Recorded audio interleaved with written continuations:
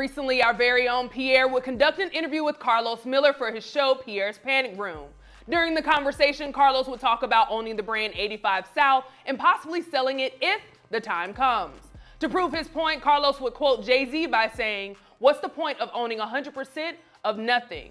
He would then add, "I would sell it and wear a work shirt. That's the game."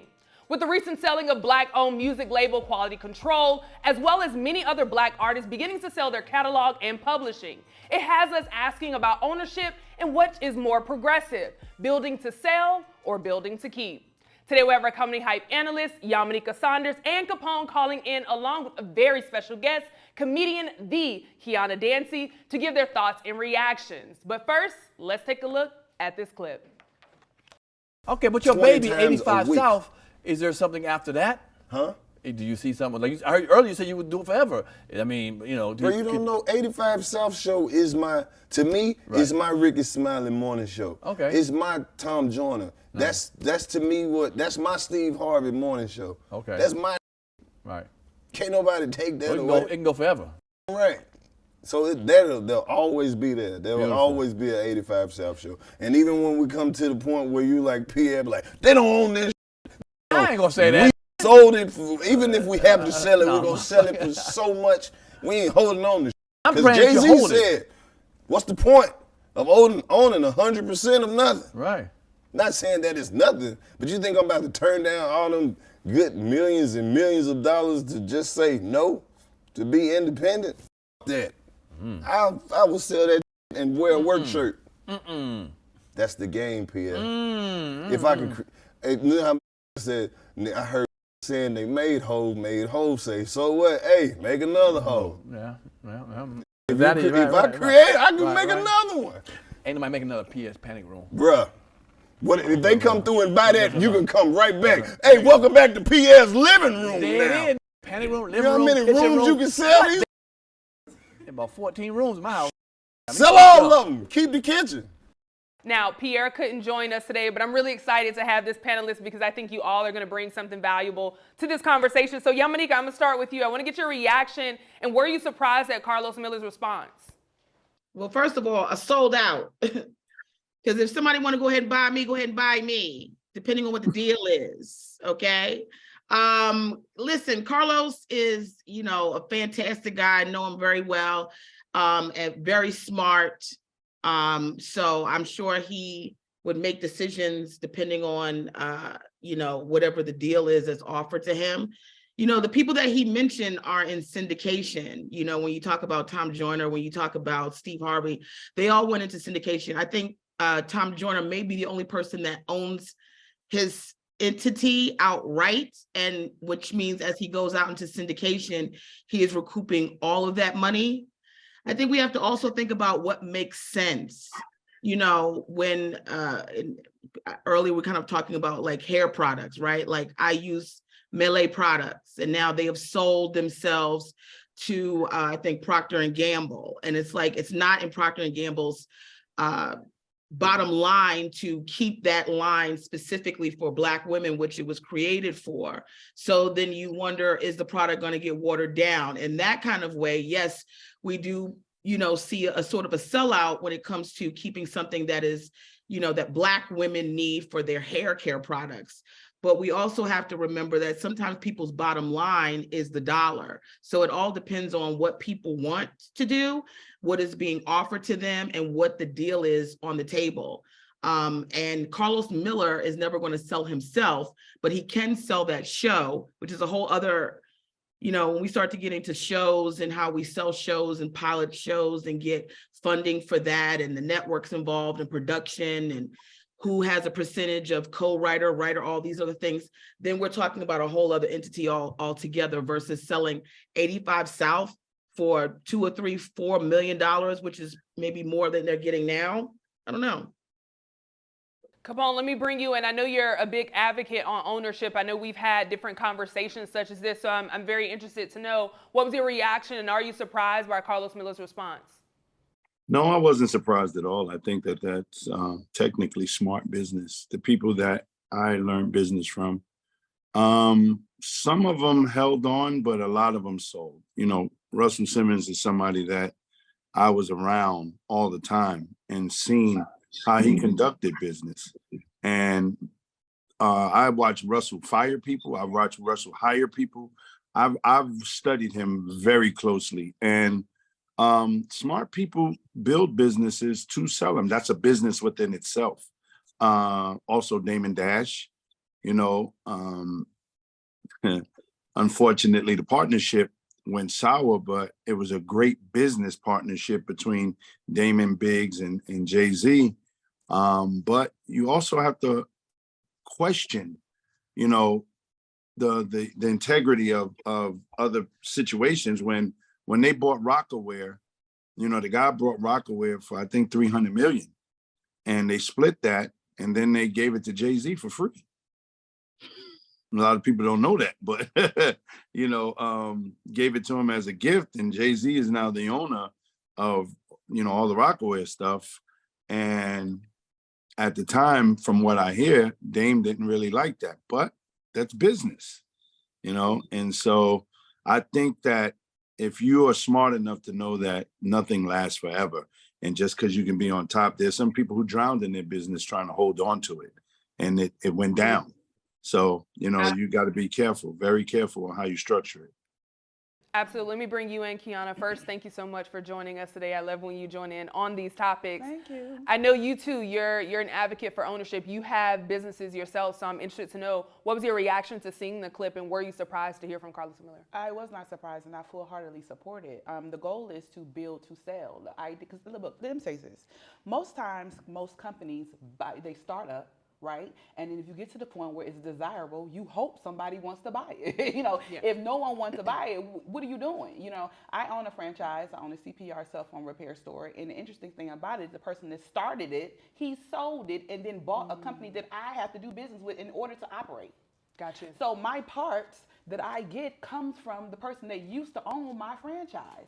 So you know, the only reason we're all in our feelings about it is because we want black folks to own something. But the goal is to leave legacy. Legacy looks like what? Money, right? We can plant a seed in our family. We can use more money to plant a seed with another business or another opportunity. So I think it's wise for him to be open to the idea of selling it, but he wants to get it to the point where it's desirable, it can demand and command a certain ticket. You know, it may not be time to sell it now, but what it, you know, 2-3 years from now when it's highly, highly desirable. And also you have to be careful because you might miss that window to sell it.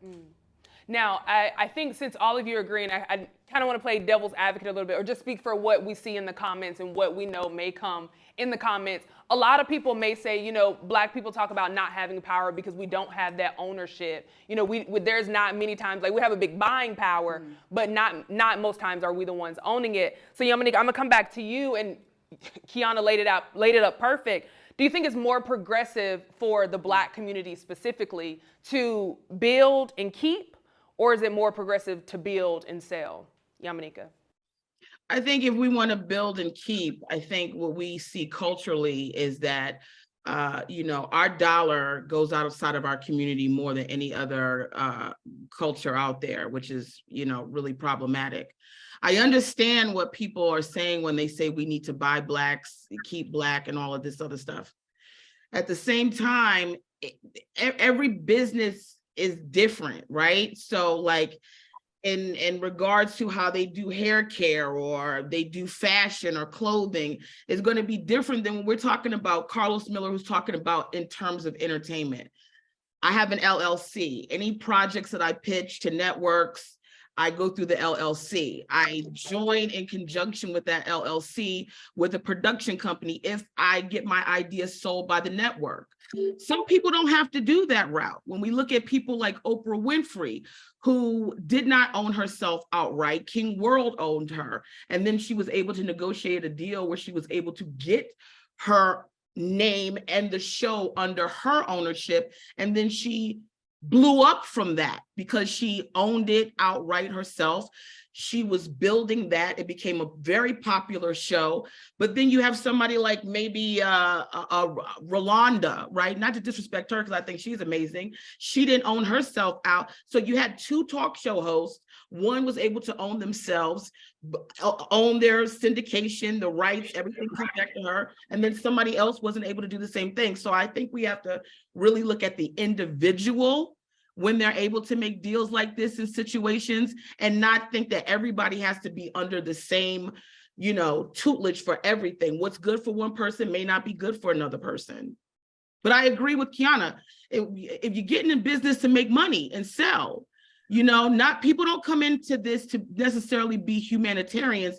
And I don't think there should be so much pressure on that, unless we're talking about a product that we specifically said is for maybe hair care for Black women, the Black community, Black schools, and things like that. But other things, yeah, let's get in the market of getting as much money as we can for the things that we own.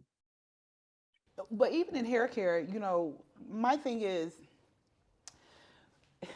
I understand it's a product that we use, but we can control that by not buying it. If the product changed and the formula changed and it's not beneficial to our hair, we just don't buy it. The thing is, I think we fail to realize how powerful our dollar is. If they sell a product to a white company and all of a sudden it don't lay our edges down, but that ain't the product we need to buy. The issue, I'm just being honest, like, look, white girl, you don't need the edge control that I need, But the thing is, I think what we're failing to understand is how powerful our dollar is, whether we own the company or not. If we own the company, yes, we can say the formula stays the same, Right. But guess what? We haven't proven to be that loyal. So even if we are, I'm going to buy Black, I'm going to stay Black, at the end of the day, we're not that trustworthy. Sometimes it's a fad. We're in this brand, we're on this brand, but tomorrow we're on to the next. So how do you trust that our customers, our Black customers, are going to be that loyal? So my point is, we have to understand how powerful our dollar is before we start saying, I'm going to just stay Black. And if we want to hold each other accountable with saying, okay, don't sell, well, that means we also have to support them long run. Absolutely. Yeah, no, I love a good buying power for the Black community. Yes. We definitely have it. Capone, I'm going to lay up two questions for you, but first I want you to answer same question, Yamanika. Do you think it's more progressive to build and keep or to build and sell? And then I want to ask a business deal question for you, but answer that one first. Both of the young ladies are very correct in what they're saying.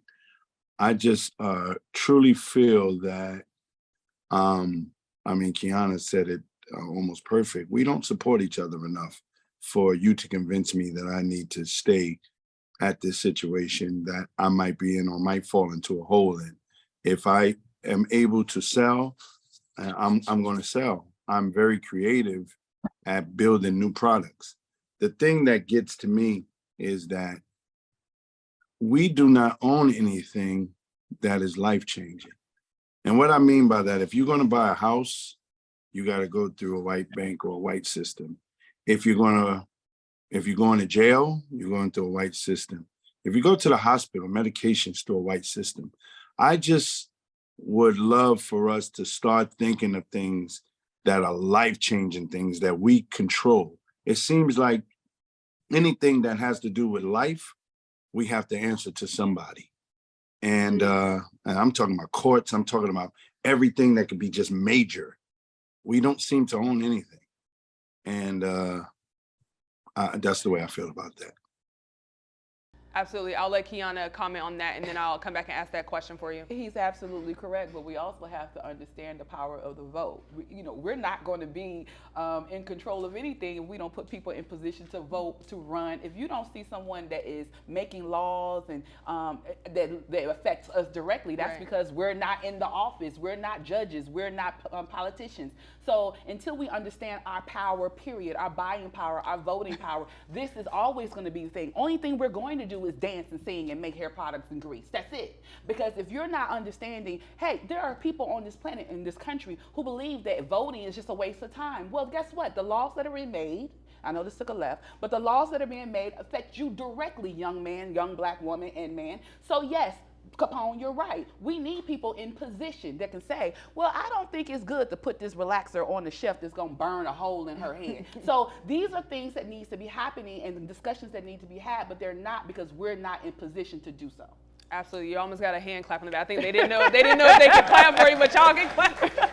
They started clapping for this conversation. So we have a live audience. You all are definitely welcome to be a part. Capone, let me come back to you and get your thoughts. So, we saw QC was sold. So I'd love to get your thoughts and reaction when you saw that. What was your reaction? What are your thoughts on it?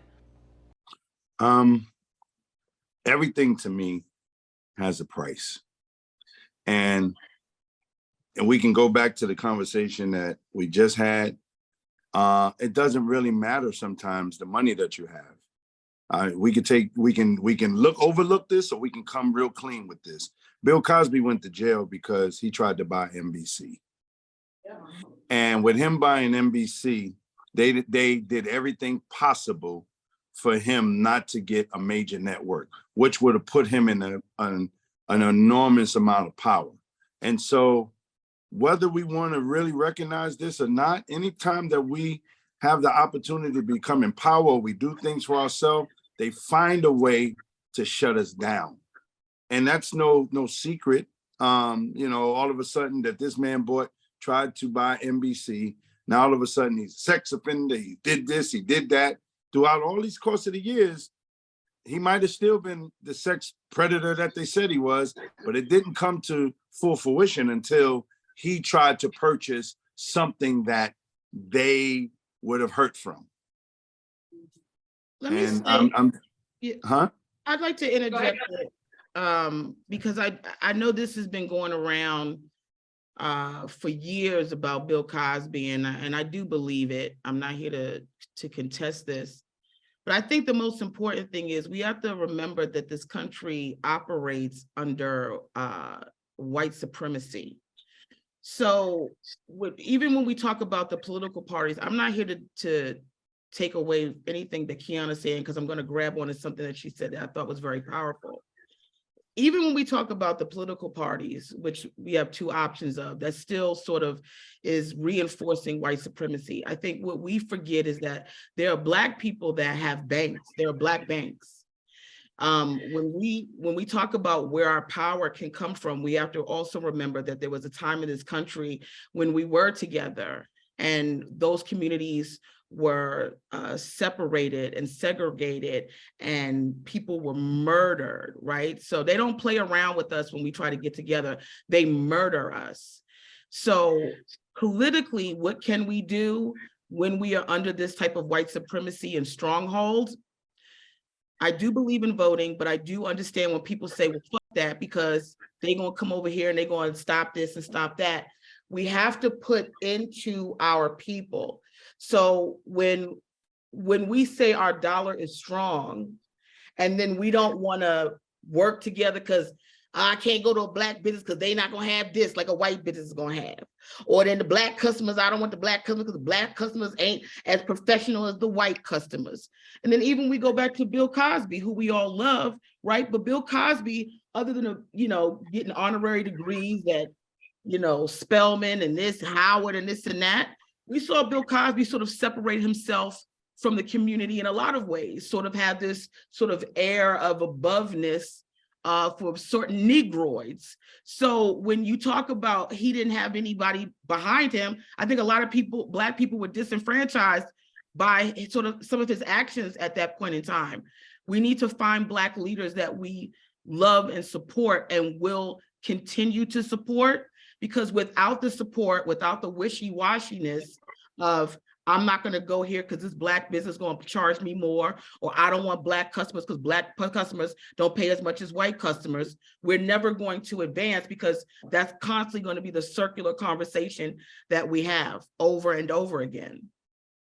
Absolutely. Now, Yamanika, you started speaking my language when you started talking about Black businesses, but I had to hold myself back. But I do appreciate you for talking about that, because I do think it is important. Now, as you all know, every single Wednesday we have a live studio audience, and today is no different than any other Wednesday. Yes, y'all can clap it up. So I want to open the floor up to an actress who is actually here in Atlanta, Karlous, who will ask you all a question. So Karlous, what's your question? And thank you so much for joining us. Hi, thank you so much for having me. My question is, how do you define selling out, and how can somebody sell their company without being labeled a sellout? Yeah, I mean, they can sell their company and then clog their ears with fabric. I mean, people going Or the money that they made. people gonna say whatever they want to say. I really, honestly, I think it's case by case, on in terms of what is selling out. For me, I think if there's an opportunity to make more money than you would be able to on your own, sometimes people don't understand that partnerships or giving a part of their product or doing a split, it's so complicated. You understand? You can sell 50% of your business, 51%, you can still have a managing, it's so many different things that are going on here. We really have to look out case by case. We had Baby Fat, which I love Baby Fat when Baby Fat was out. Russell Simmons gave that to Kimora Lee Simmons. She turned that into something. She kept moving and pumping. And I think he was like, damn, I should have kept it, because she flipped it around. But he did something with Baby Fat when he had it. She did something with Baby Fat when she had it, and then it disappeared. So maybe she didn't do well, But every time you turn around, there is an opportunity. When I want to specialize, I want to focus very specifically and isolate this to entertainment. When Karlous Miller is telling you that if somebody gives him a good deal for 85 South, 85 South, a show that is very successful, is manned by a lot of very funny comedians. If a network comes in and says, hey, we're going to give you $100 million to take over 85 South and put this on television, get it syndicated, whatever deal they work out, it could mean residuals for them, which is a lifetime. Syndication is a big deal. There may be opportunities that bigger entities can give you that will give you this sort of lion's share worth of money. And then, hey, we can take that and pocket this money and put these little seeds of extra money that we have into the community. I would be more concerned about Black people who make money and don't invest in the Black community, which is a lot of, than being concerned about a Black person selling their business to diversify their portfolio and make more money. I think that she put it to the T. But I will say this: selling out is an opinion. It does not matter what people think of you. When you learn to not focus on what people are saying about you or have anything to say to you, then you are successful, because that is the most hardship of what life is all about, is worrying about what the next person has to say. So selling out is just a word that people use to disagree with something. And the next thing is, as far as business, you never know what a person might be going through, or you never know what deal they might have in store. So again, it all is all on opinions. If somebody offered me $100 million for the name Team Capone, I'll gift wrap it in a heartbeat.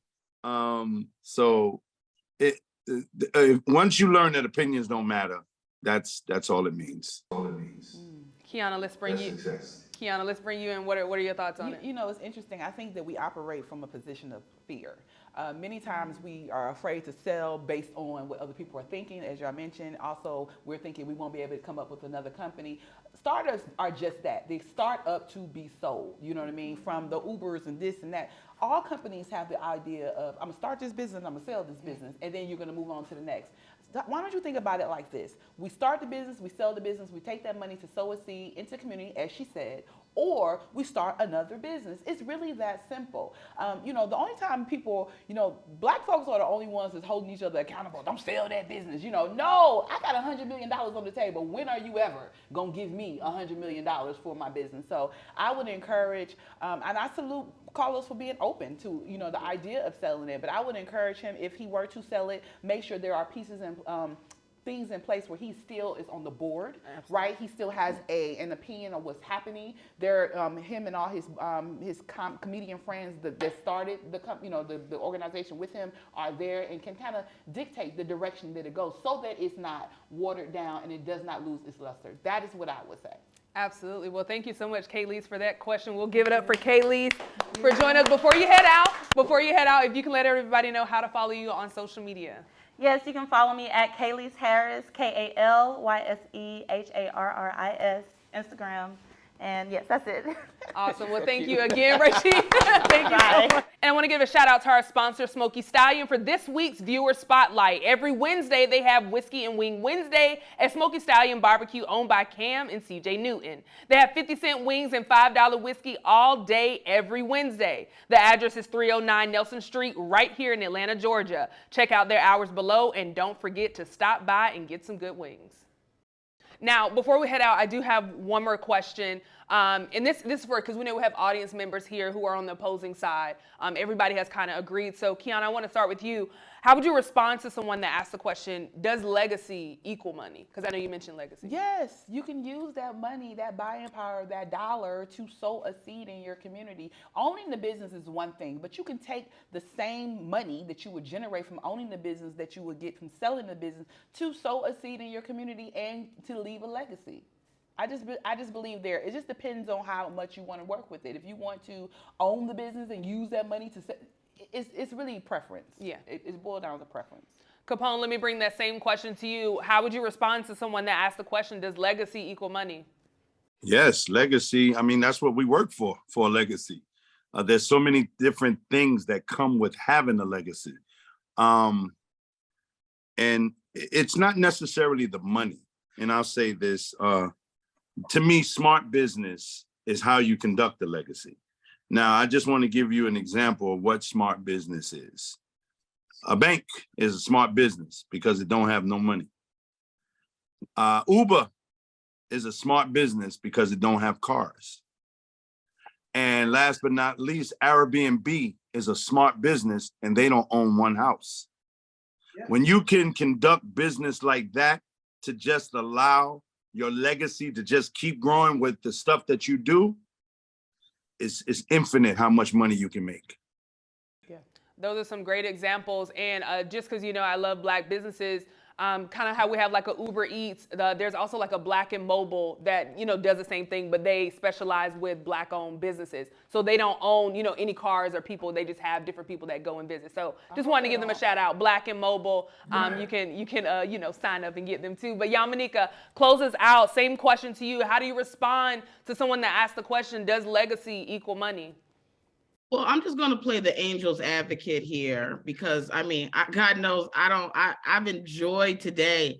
I don't want to disagree with my people at all. Kiana, Capone, they just hitting all cylinders, but I know how the comments are. They want to see a little rough. So I'll give a little teeny rough. I do agree with them, right? But at the same time, there has been people we've had legendary jazz singers and people who have great names. We have Famous Amos, who they said he died broke. We have people that we know their names. Doesn't mean that their family is carrying on any money that they've left behind or any of their legacy. I had the benefit of working in royalty at Universal Records when I first came to New York City to do stand-up. And what I realized is, I don't know if I can say, but let's just say this. Bob Marley did it right and set up his wife correctly. And it was all about who owned those royalties. And there's two sides of royalties too when it comes to music. There's mechanical and there's lyrical. So he really had his hands over all of that. His family can continue to eat off of that. She owns that. Whoever she moves that to. That's why people fighting for their catalogs is so important. Wasn't it... what's the young boy's name? J. Cole. Isn't he the one that helped Anita Baker get her catalog? Imagine that's so much money going back to Anita Baker. All these songs that we grew up listening to with her. So it has to be smart. I can only speak from entertainment. Capone and Kiana, they have businesses and they understand business. My business and my LLC is in entertainment.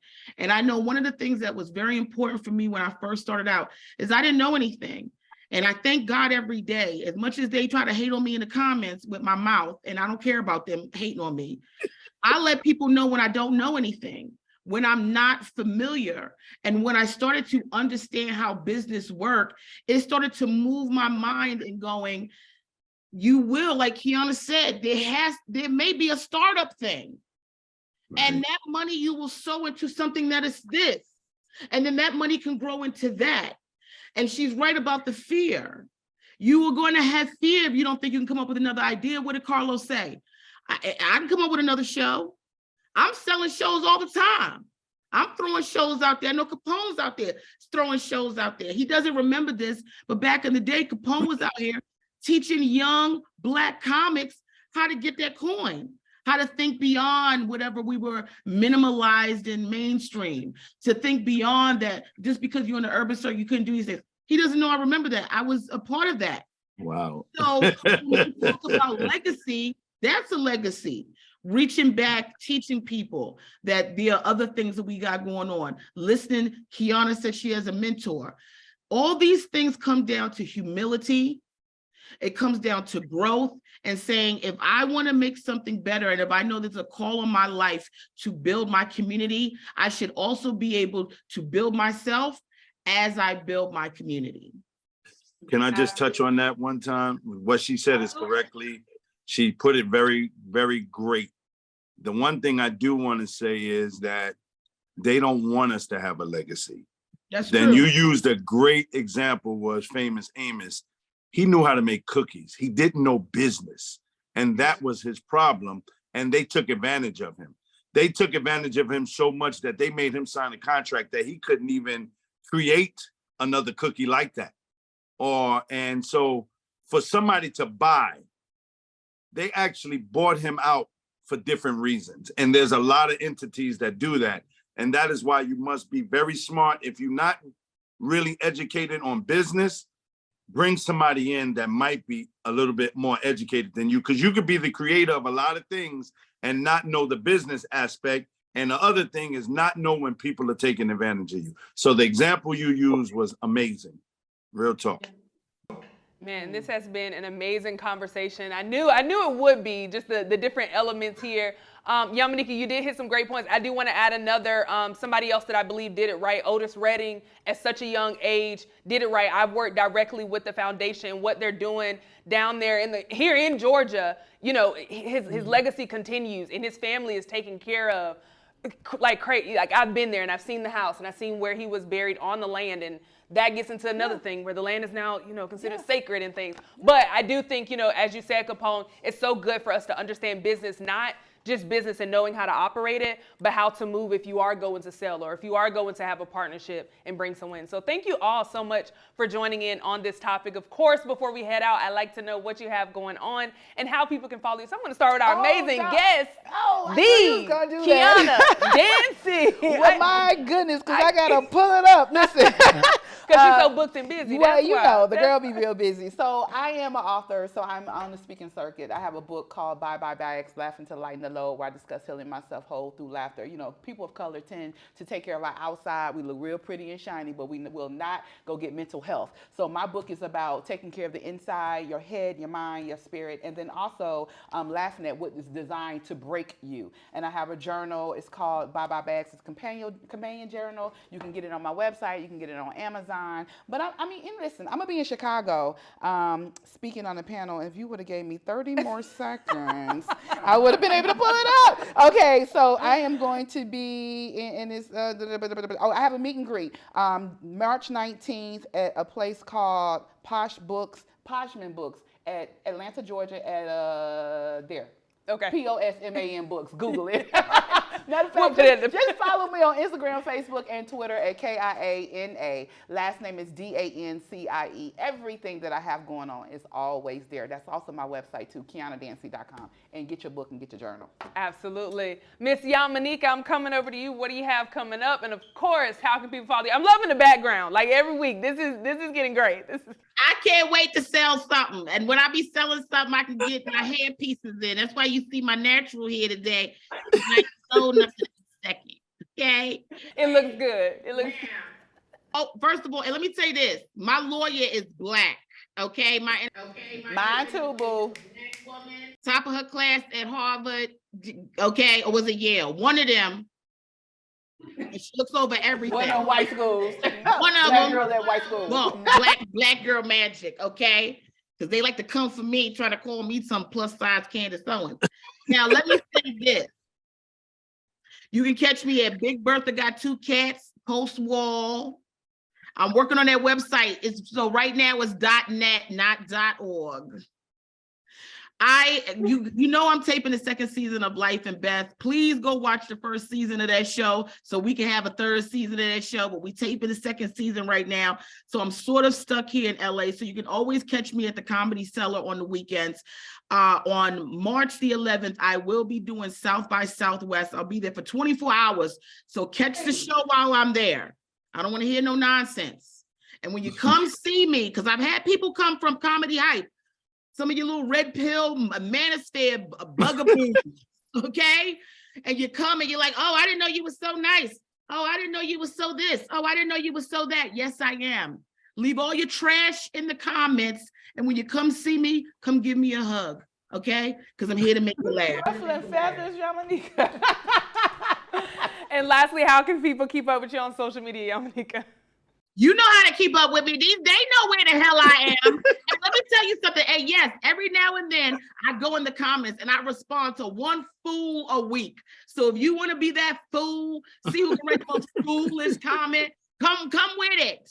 Because today was a lot of smart shit for y'all. I know y'all brains was like tied up in the damn atmosphere somewhere because ain't nobody was talking about Deion Sanders and his fucking nostrils all up in the damn sky for single mothers. You lucky that wasn't my day. But I will be in the comments talking to one fool a week. Let's see if the fool will be you.